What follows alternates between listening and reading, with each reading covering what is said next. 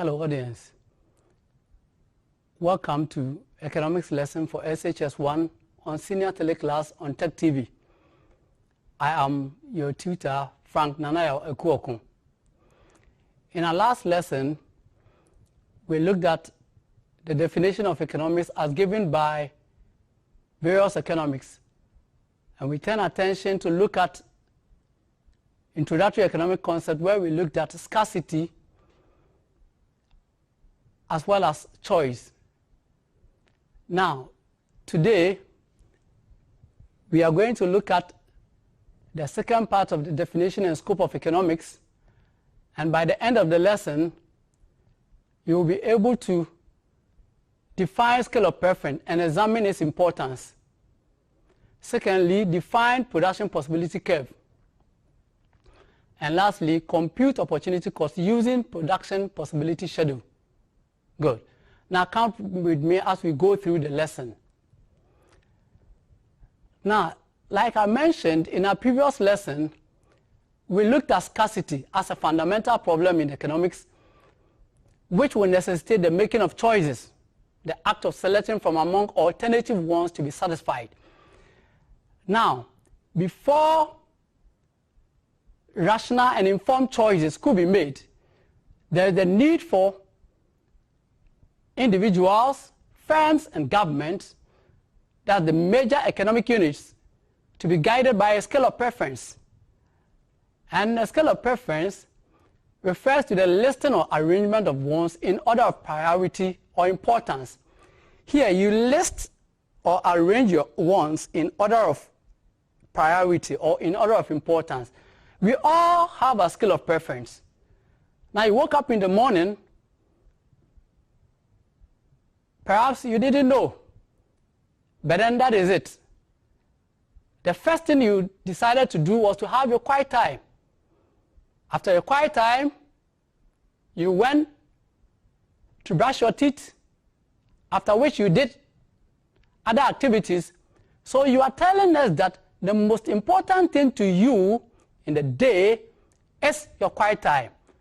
So you have your activities planned in order of importance, and that is your scale of preference. Now you see, it is what you always do. Good. Now, this is a hypothetical scale of preference of a student. Now, according to him, he's saying that the most important thing to him is Bible. If he gets a Bible and he has some money still on him, he will pay for school fees. If he pays for the school fees and he has some money still on him, he will buy economics textbook.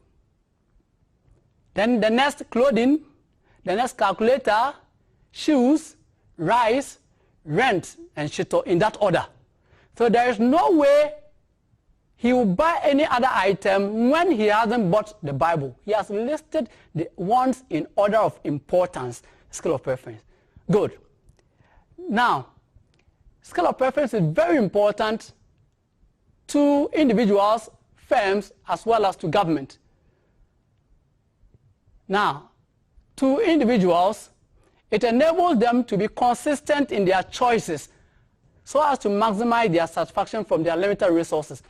Now, without a scale of preference, you cannot be consistent in your choices. Imagine you are going to town, just to the mall, to buy some items. You don't know what is important to you. If you don't take care, you jump out of a car, you may find yogurt seller crying. Yogurt is now 50 pesos. You have not planned for it. It's not on your list. But then you may spend money on it. But then if you have your list or wants written or listed in order of importance, there is no way you don't have yogurt on your list. With your little resources, you spend on yogurt whilst you haven't gotten those things that are important to you. It helps individuals to be consistent in their choices so as to maximize their satisfaction from their limited resources. Again, to firms, it helps firms to efficiently allocate their scarce resources to produce for maximum profit. Now, firms are faced with a fundamental problem of scarcity as well as individuals, and they cannot produce all manner of goods and services with their limited resources. Therefore, they need to draw scale of preference so as to know which goods are of great importance to them, utmost importance to them, and which follows in that order.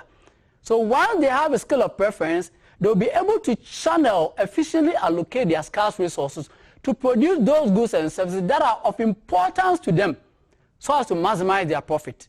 They will never waste resources. Again, to the government, it has government to allocate national resources efficiently in order to maximize the welfare of society or the citizens. Now, you will agree with me that amid COVID-19, government needs to efficiently, with a scale of preference, what government needs to spend on. The most important thing at this very moment is fight against COVID-19. Therefore, government, with a scale of preference, puts health, beyond all other wants. So government allocates greater part of its resources to health so as to fight against the COVID-19. So government with a scale of preference is able to allocate efficiently national resources in order to maximize the welfare of society. That is how come we are not seeing COVID-19 cases soaring in Ghana like it is seen in other countries, because of efficient allocation of national resources by the government. Now, let's look at opportunity cost. Because resources are scarce, when scale of preference is drawn, like we saw, hypothetical scale of preference, your limited resources cannot satisfy all your wants. You have to satisfy some and leave some unsatisfied. So opportunity cost refers to the sacrifice made in order to enjoy something else. What you stop doing to enable you enjoy something else is what we call opportunity cost. And let me be quick here to mention that opportunity cost has no reference in monetary terms. It is what you sacrifice or you forgo or what you stop doing in order to enable you enjoy something else. Good. It could also refer to the best alternative forgone in order to satisfy a want. What you stop doing to make way for you to satisfy a want is opportunity cost. Alternatively, it could also be called real cost or true cost. Good. Now, let's distinguish money cost from opportunity cost. Now, money cost here refers to the amount of money that is spent to acquire a good or service.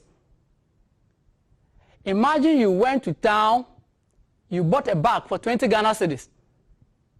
Good. The 20 Ghana cedi you spent on the bag you bought is the money cost. The 20 Ghana cedis you spent on the bag is the money cost. Good. So example, 20 Ghana cedis spent to buy a school bag. The money cost here is 20 Ghana cedis. Now, let's look at circumstances under which opportunity cost is zero. Sometimes opportunity cost could be zero. We are saying that sometimes there wouldn't be any want to sacrifice so as to enable you use your resources on to satisfy other wants. So in that case where there is no want to sacrifice, we say opportunity cost is zero. And it happens under the following circumstances. One, it occurs when resources are overabundant. Let's emphasize that. Resources are overabundant, are plenty, such that the acquisition of one want does not lead to the sacrifice of one want. Here, when resources are plenty, overabundant, you wouldn't need to stop satisfying some other want before you can satisfy your most pressing want. You can satisfy all wants with your abundant resources. In such case, there is no opportunity cost. It is zero. And secondly, it occurs when a resource has a specific use or serves only one purpose. Let's take for instance, now, if a firm has got a generator, the purpose of the generator is to provide energy, power, when electricity, has gone off, or when there's power outage. In that case, apart from the generator stepping in to provide energy in situations where there's power outage. The generator cannot serve any other purpose. It is meant to provide electricity, energy. So in that case, it has only one purpose. So nothing could be sacrificed for the use of the generator. In such case, we saw opportunity cost is 0. Good. Now let's look at a hypothetical scale of preference of a student. Good. And use it to compute opportunity cost. Like we discussed earlier, the most important thing to the student is Bible, which is 40 Ghana cedis, followed by school fees, 10 Ghana cedis, economic textbook, 30 Ghana cedis, clothing, 20 Ghana cedis, calculator, 24, shoes, 16, and so on and so forth. So, given that scale of preference, on what good or goods will the consumer spend an income of 50 Ghana cedis? Imagine you have this scale of preference, and you have 50 Ghana cedis as your income. You have listed them in order of importance. What are the most important items that you could spend your 50 Ghana cedis on? You could spend the 50 Ghana cedis on Bible and school fees, and your 50 Ghana cedis is finished, because they are the most important things to you. Good. And in that case, what will be your opportunity cost? If you don't spend the 50 Ghana cedis on the same items, what will be your opportunity cost? Your opportunity cost will be economic textbook and clothing. Let's get back to the table and see. Now, if you don't spend the 50 Ghana cedi on Bible and school fees, the same 50 Ghana cedi could be spent on the next best alternative, economics textbook, which is 30 Ghana cedis, and clothing, the two which amounts to 50 Ghana cedis. So, your opportunity cost will be economics textbook and clothing. Good.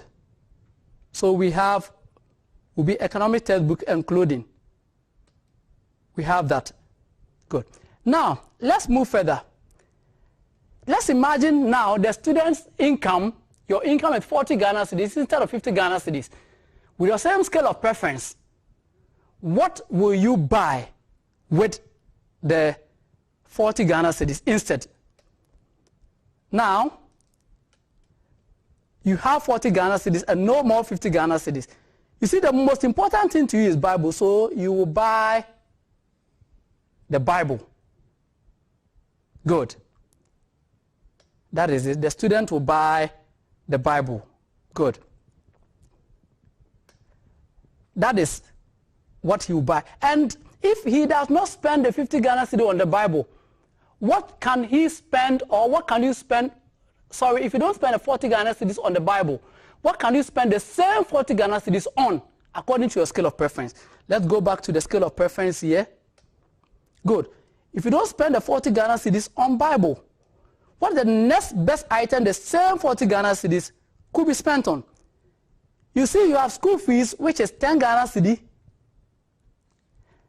and economic textbook, which is 30 Ghana cedi, amounting to 40 Ghana cedis, and your money is gone. So if you don't spend the 40 Ghana cedi on Bible, the next best items you could spend on, that's your opportunity cost, will be school fees and economics textbook. Good. We have school fees and economics textbook. We have that. Good. Now let's move ahead. Imagine now your income, amount of money you have on you is 80 Ghana cedis. We are varying the situation to see how you react accordingly. In each case, what items will you buy with 80 Ghana cedis here? Good. Let's get back to the scale of preference.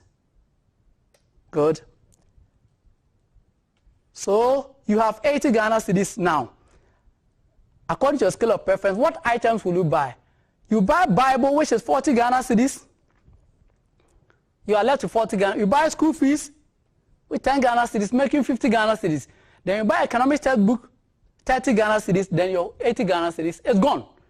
So the items you buy are Bible, school fees, and economics textbook.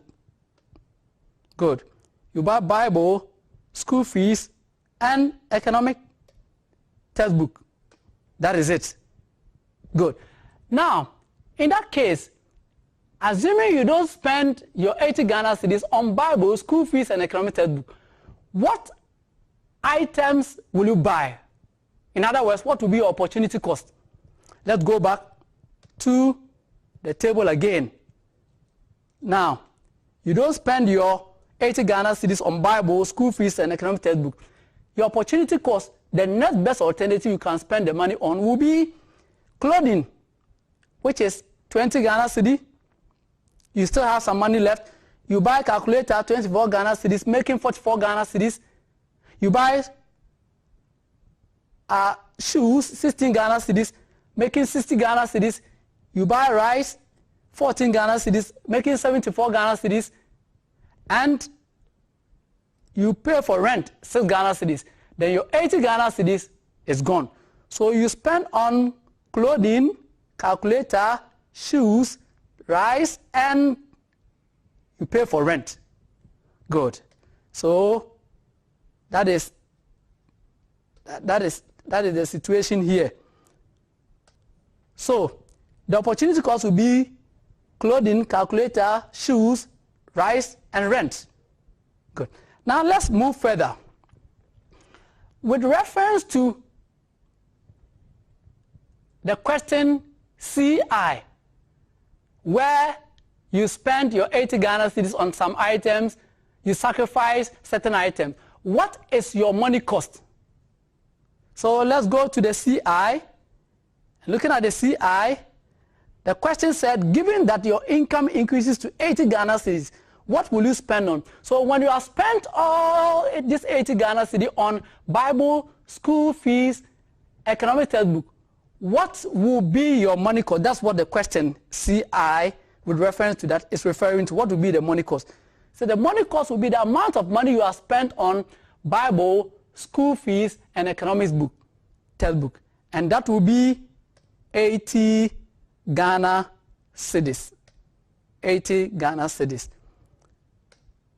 That will be 80 Ghana cedis. Okay. So we have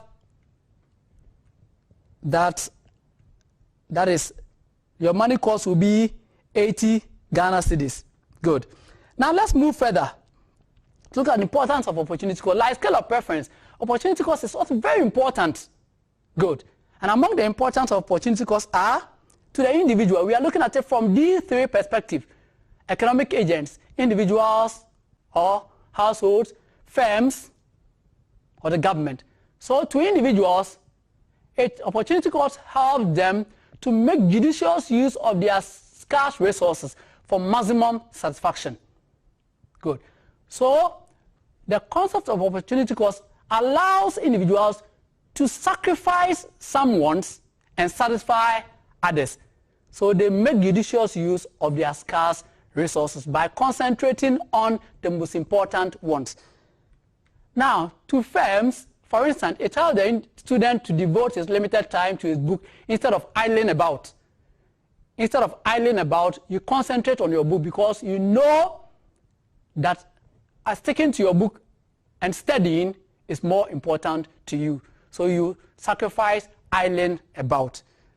Now, to firms, it tells firms to decide which commodity to use their scarce resources to produce for maximum profit. Again, if firms don't stop sacrificing the production of some goods, they cannot produce those goods which are of utmost importance to them. For the fact that resources are scarce, they need to concentrate their productive effort or resources on those goods that are of utmost importance to them, and that will help them to maximize profit. How is it relevant to the government? Now, it helps government in the preparation of her budget so as to efficiently allocate resources and maximize the welfare of society. So government will have to stop spending her resources or her income, that is, on certain areas or in certain areas so as to enable government spend those incomes or resources in the health sector to fight COVID-19. So government is able to draw budgets, prepare budget that will help him to efficiently allocate his resources. And in that case, it will lead to the maximization of welfare of society so that Ghana will be a better place for us to live. Good. Now, let's move ahead to look at production possibility curve. Now, looking at production possibility curve, we are not far away from, the concept of scarcity. We are going to look at production possibility curve to further explain the concept of scarcity as well as of opportunity cost. And what is production possibility curve? It is a curve which shows the maximum combination of goods that a country could produce per period of time using all its available resources and level of technology. What we are saying over here is that the production possibility curve, simply called PPF or PPC, it shows the maximum combination of goods that a country can produce at any time when it has used all its available resources. Good. Now, there are certain assumptions that need to be made over here for better understanding of production possibility curve or frontier. And among the assumptions are: 1, the country produces only 2 goods. You will agree with me that no country in this world produces only 2 goods. For the sake of simplicity and better understanding of production possibility curve or frontier, we assume the country produces only 2 goods. Good. Now again, there's full employment or utilization of resources. Now, scarcity of resources as against the desire on the part of society to maximize welfare will mean that we should not allow any resource to be idle, because in the first place they are scarce. All resources are put to work. They are fully employed or they are fully utilized. Good. Thirdly, it assumes that the country adopts the best level of technology possible and which is constant over the period. Which is constant over the period. Good. Now, the country adopts the best level of technology.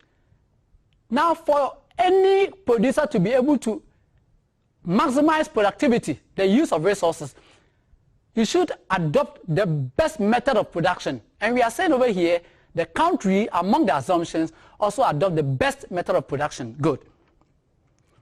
Now, we are assuming that resources are scarce or limited over the period. That has been the fundamental problem of economics that we have discussed all this while. It also comes into play over here, like I mentioned. Good. Now, we also assume that the country can vary its resource combination and still produce maximum output. The quantity of commodity that the country produces, it can vary the combination, resource combination, and still produce maximum output. We shall see in analysis with the help of a table later. Good. Now, let's see, this table shows the production of military and civilian goods by a country. A hypothetical country, and the country produces only 2 goods, like we mentioned in our assumption. The country produces military goods that are in tons, as well as civilian goods also measured in tons. And for military goods, the country could produce a maximum of 100 military goods. And for civilian goods, it could also produce a maximum of 200. So let's make some analysis over here. This tends to suggest that if the country decides to use all its resources to produce only military goods and no civilian goods, it can produce a maximum of 100 military goods and no civilian goods. Good. Again, if the country decides to concentrate on the production of only civilian goods, then it can produce a maximum of 200 civilian goods and no military goods. But you will agree with me that no country can produce only a single commodity. Whilst we need ammunition for our military men to protect us, we also need, food. We need countless number of goods and services, but for the sake of simplicity, we are assuming 2 goods are produced over here. So how can we vary the resource combination to produce some amount of military goods as well as some amount of civilian goods? And that will take us through our analysis over here. Good. So let's move further. Now we are going to see how we could compute opportunity cost from the table or the schedule. Good. So what is the opportunity cost of producing 40 civilian goods? Now let's get back to our schedule. We shall be going back and front to our schedule. Opportunity cost of producing 40 civilian goods. Good. Now, if the country produces 40 civilian goods, you come to realize that it is able to produce 80 military goods. But then at first, the country was able to produce, the highest quantity of military goods it was producing was 100. That is it. But now it is able to produce 80. That has made it possible for the country to produce 40 civilian goods. So when the country produces 40 civilian goods, how many military goods has the country sacrificed? Now it is producing 80, but at first it was producing 100. So it has sacrificed 100 minus 80. You always subtract this 80 in line with the 40 from the highest, which is 100. Good. So it will be 100 minus 80, which is 20 military goods forgone. Now let's go to that. That's what we have over here. So the opportunity cost of producing 40 civilian goods is 100 minus 80, which is 20 military goods forgone. Let's move ahead. What is the opportunity cost of producing 20 military goods? Let's go back to our table. We shall be going back and front. 20 military goods. Now 20 military goods. If the country is producing 20 military goods, it can produce 160 civilian goods. But the highest quantity of civilian goods the country can produce is 200. So we subtract the 160 from the highest 200. That will give us 200 minus 160. That is 40 civilian goods. The opportunity cost of military goods is civilian goods. The opportunity cost of civilian goods is military goods. Let's understand that. So let's go to C. Now, so that would be the opportunity cost of 20 military goods is 200 minus 160, that is 40 civilian goods forgone. Let's further analyze what is the opportunity cost of producing 100 military goods. Let's go back to the table, back and front. 100 military goods. So imagine now the country is producing 100 military goods here. It cannot produce any civilian goods, 0. But then the opportunity cost of military goods, your attention should be shifted to civilian goods here. The maximum quantity of civilian goods the country could produce, if it was the only commodity it was producing, is 200. So we subtract this 0 from the highest, 200. That will give us 200 minus 0. That will give us 200 civilian goods. Let's go back there and look at it. So the opportunity cost of producing will be, producing 100 military goods will be 200 minus 0. That is 200 civilian goods forgone. Good. Now, what is the opportunity cost of producing 200 civilian goods? Opportunity cost of producing civilian goods, your attention should be shifted to military goods. Let's go back to the table. Good. Opportunity cost of producing 200 civilian goods. 200 civilian goods, we have it here, and it is in line with 0. So our attention is now on military goods. But the maximum quantity of military goods is 100. So we subtract 0, this 0, from 100. That's 100 minus 0. That will give us 100 military goods forgone. Let's go back there and see how that one is. So the opportunity cost of 200 civilian goods is 100 minus 0 military goods forgone. Good. Now, let's see over here, from all the analysis that we have made, you could realize that it has always been the problem of scarcity that has made it possible for choices to be made, for scale of preference to be drawn, and for some wants to be satisfied as well as others to be sacrificed. Therefore, viewers, that is how far we have come with our lesson. And we have learned that scale of preference is the arrangement of wants or listing of wants in order of priority or importance. Secondly, we have learned today that scale of preference helps individuals, firms, and government to efficiently allocate their scarce resources. And finally, we have learned that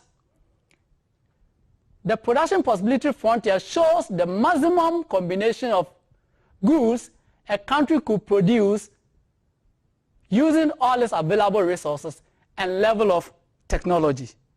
Now, before we end the lesson, let's take home this assignment. You work on it.